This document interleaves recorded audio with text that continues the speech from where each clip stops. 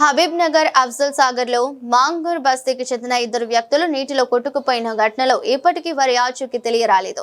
ఈ ఘటనపై కేంద్ర మంత్రి కిషన్ రెడ్డి మంగళవారం బాధిత కుటుంబాలను పరామర్శించారు.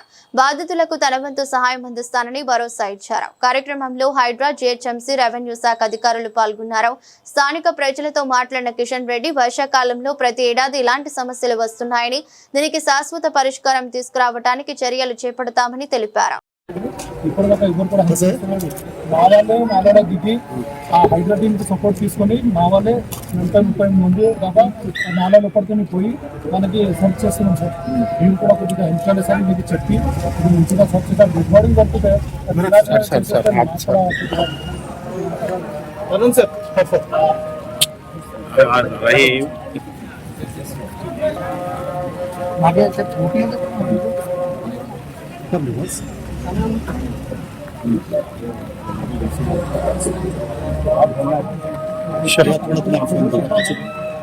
छतरी में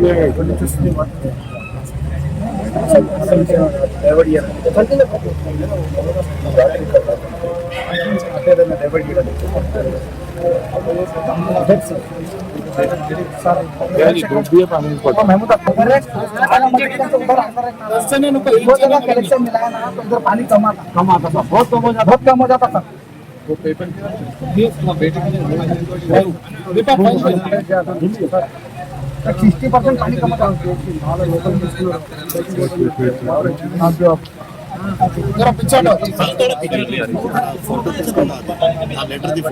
तीन रस्ते से पानी आता था चौरस्ता से మీరు